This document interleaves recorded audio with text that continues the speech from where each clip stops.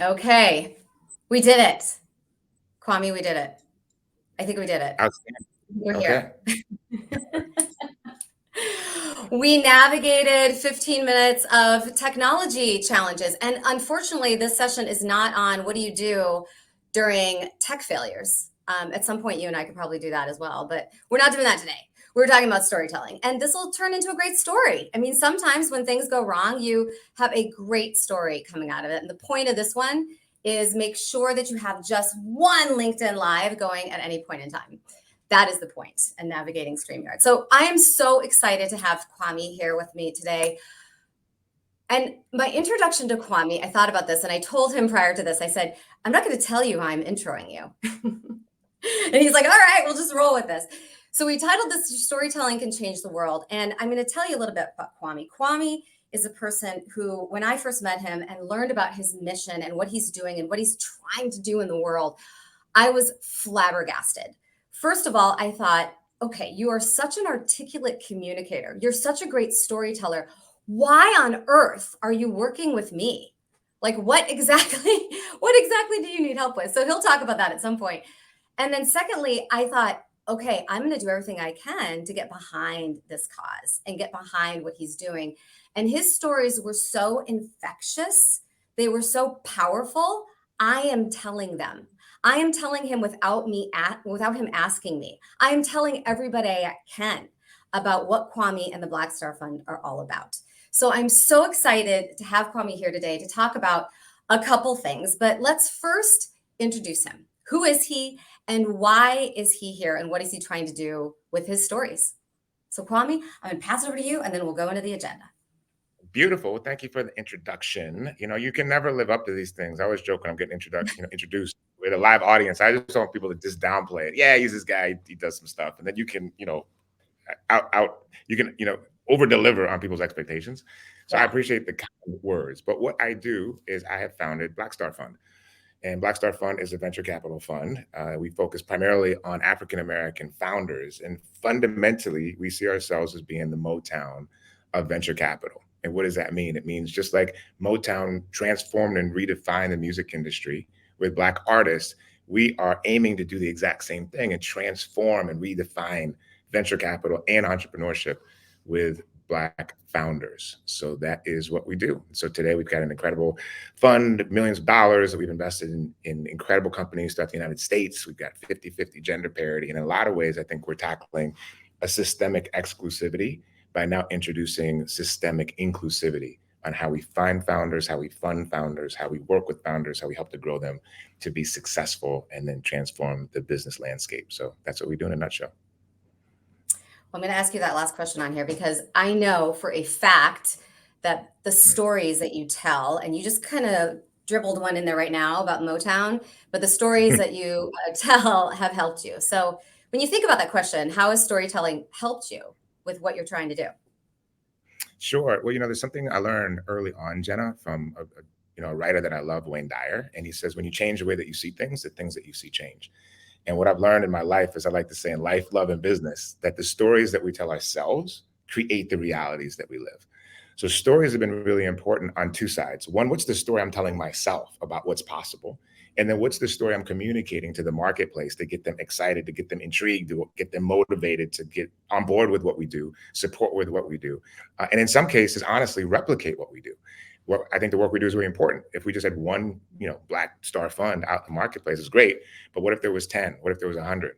So to the extent that what we do, what we say, how we tell the story, how we sell the story can motivate people to do what we do, to support what we do, that's really important. So when I think about the story that I'm telling myself, a lot of times we say things like, well, you've got to see it to believe it.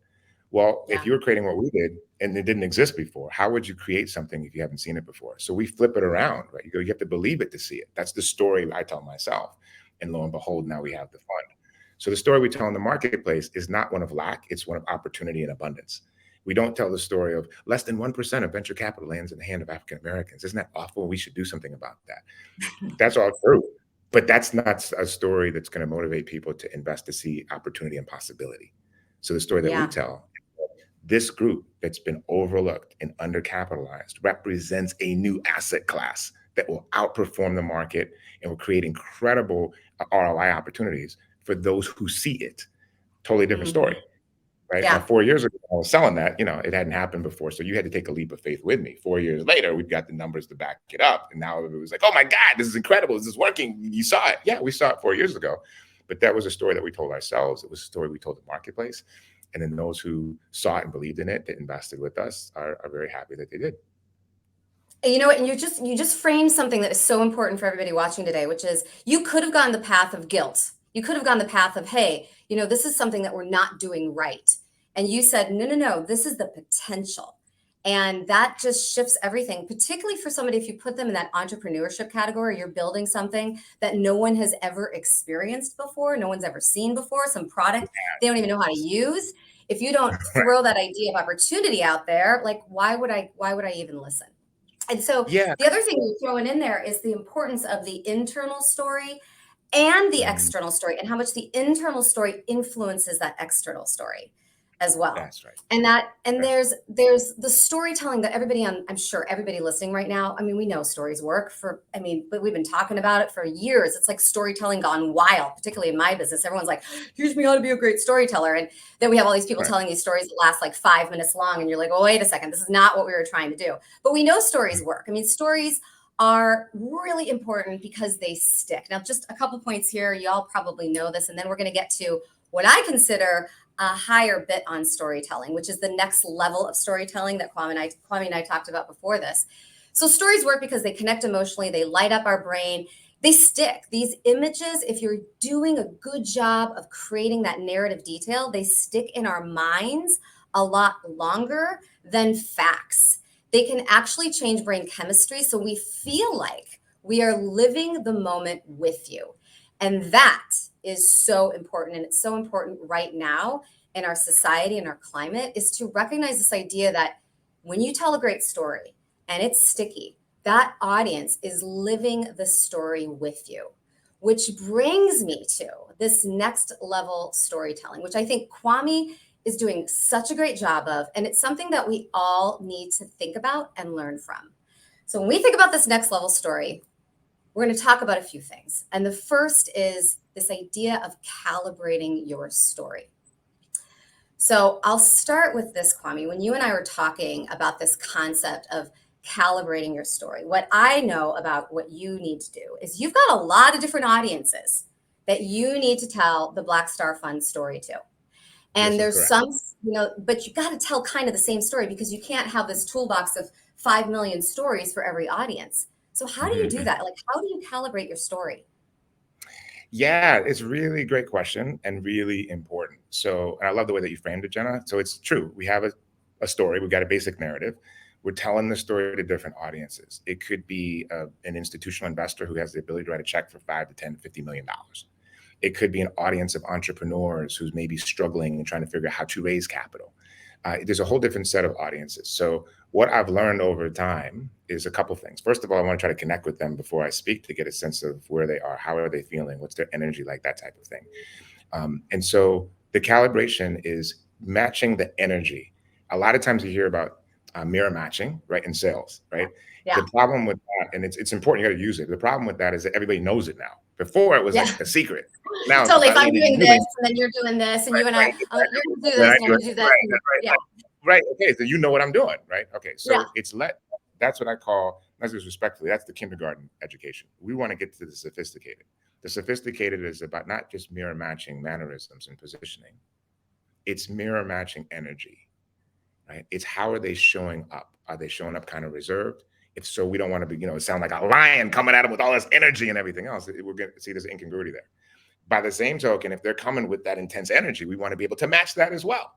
Now, sometimes what I've had to do in terms of read is sometimes I've got to go somewhere else than where they are, because I know that that's what they need. And I'll give you an example. I was speaking in Tampa in June, and it was for business owners. That was one of the ones that you had helped me with. And we were talking about elevation. How do you elevate your life?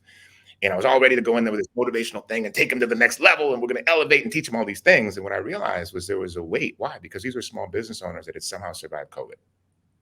And I Mhm. knew what that meant, loans and stress and challenges with cash flow.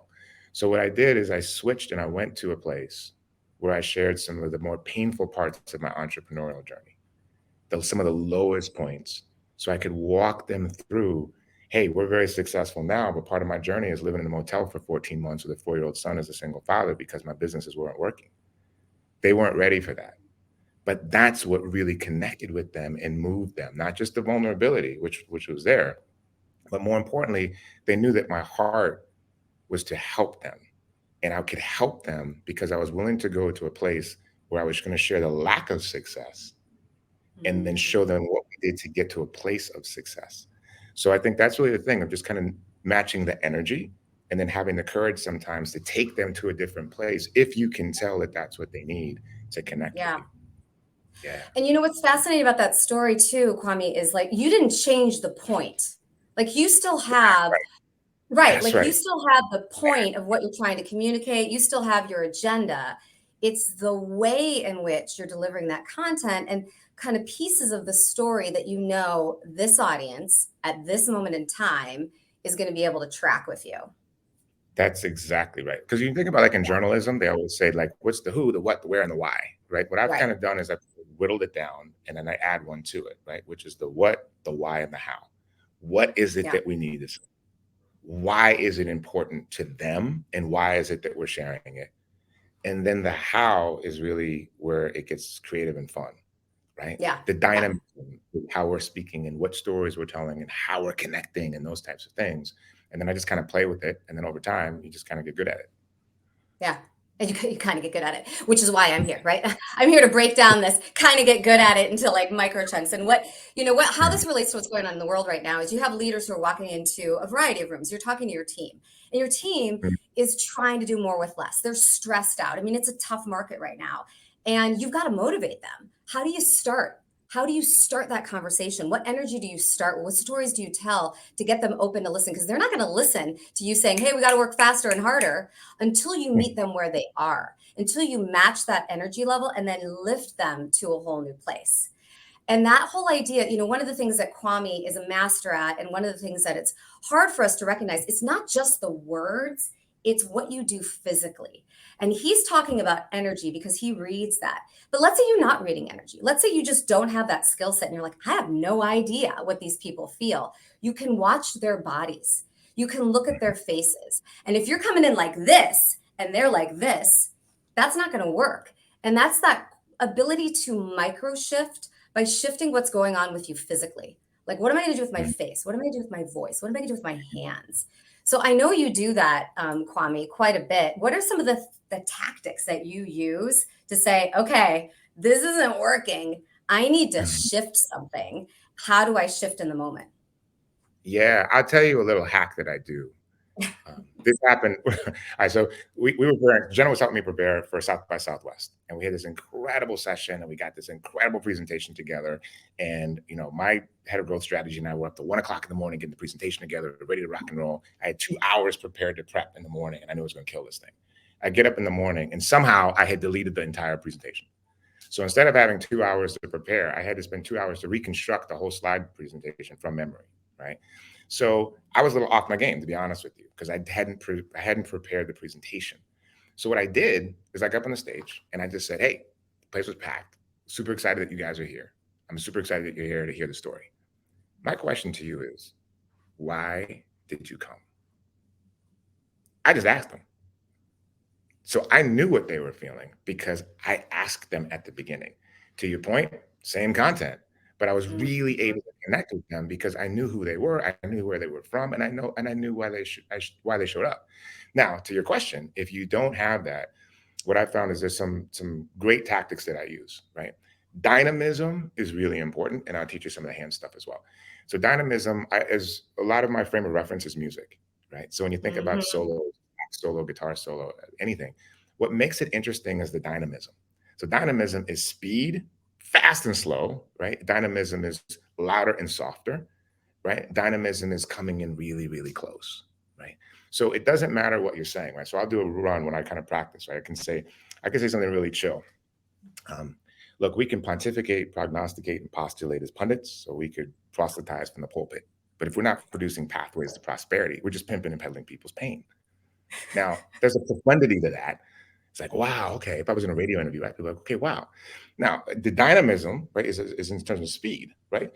We could prognosticate, postulate, and prognosticate as pundits, or we could proselytize from the pulpit. But if we are not producing pathways to prosperity, we're just pimping and peddling people's pain.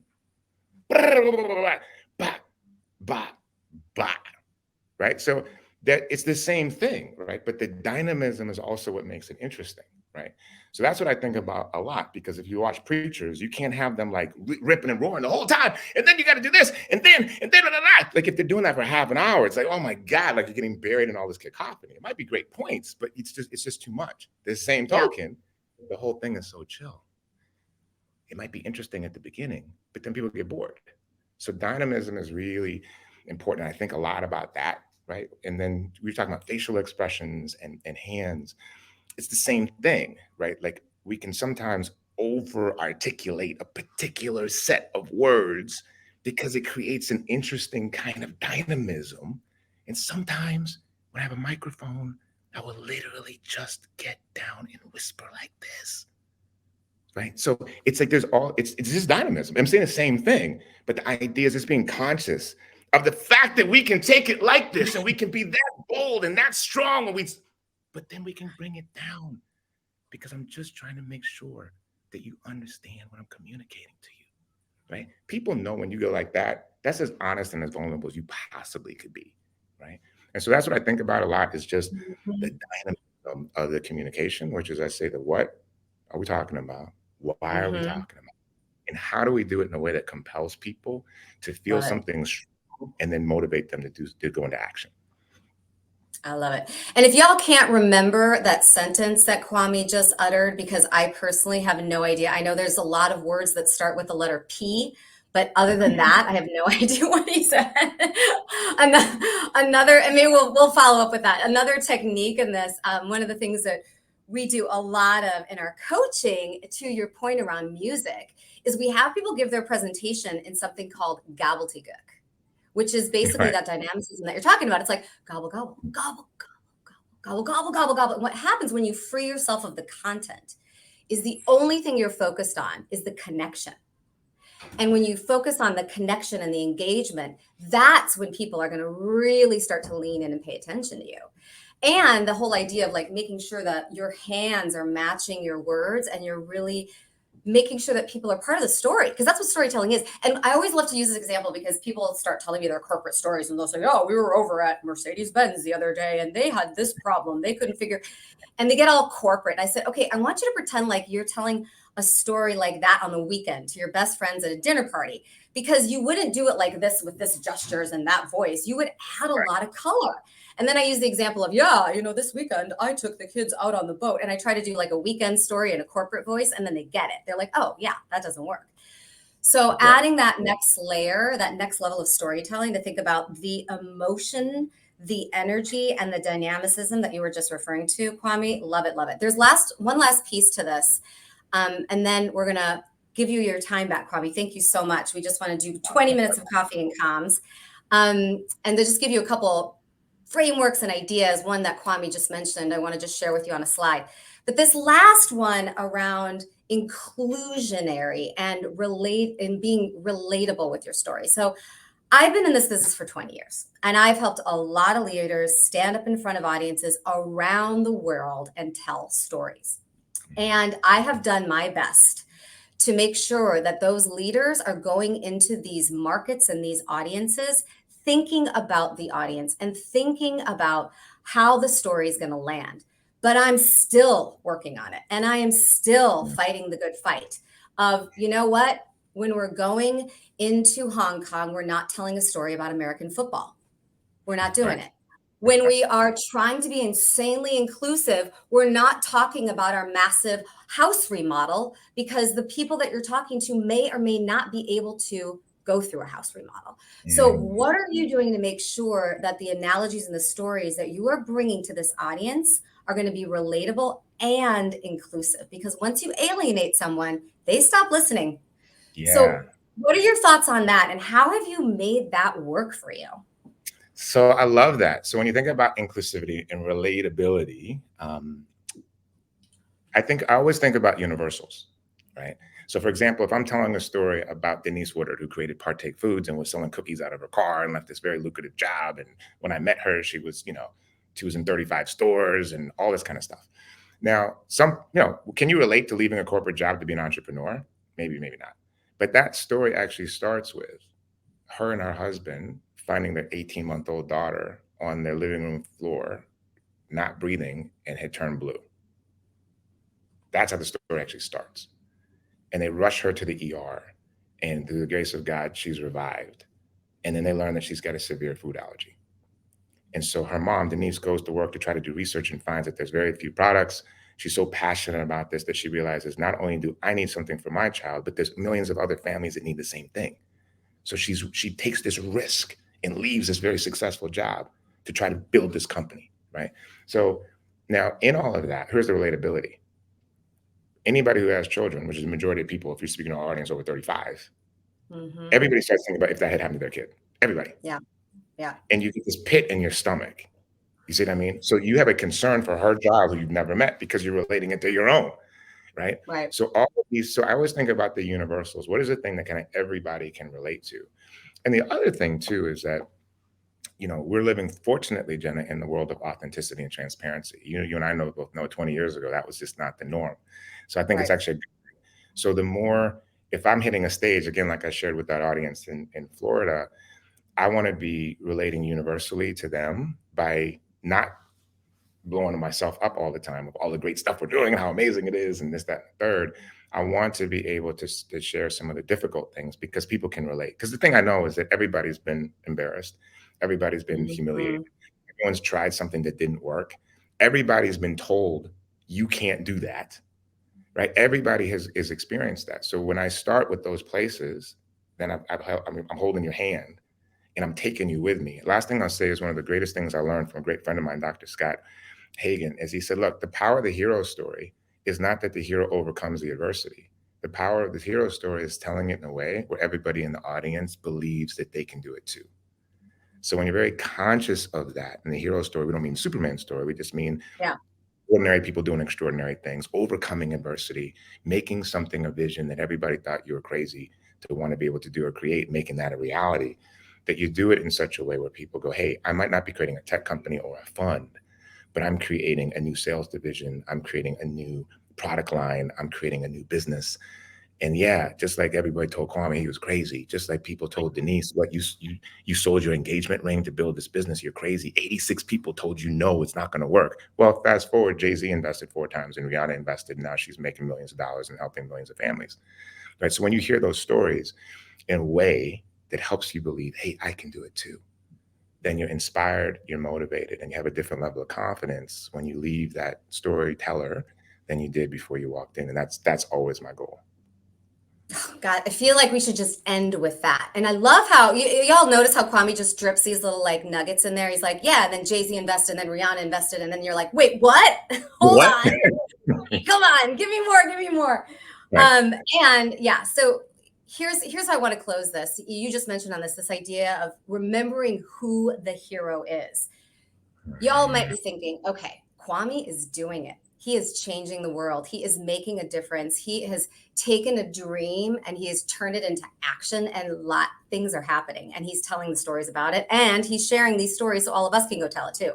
But what do you do? How do you work on this? So be a collector. Great storytellers are great listeners. Start with the point, know what you want at the end, practice, and then remember to keep it short and know who that hero is. So write it down. What is something that you want someone to remember? What do you want them to feel? Like Kwame was saying, what's that energy that you want to leave them with? And what are 2 or 3 stories that are going to help you get there to make them feel what you want them to feel? This is the most important thing that we spend time, and Kwame, you and I have talked about this, helping our clients with. What is the point?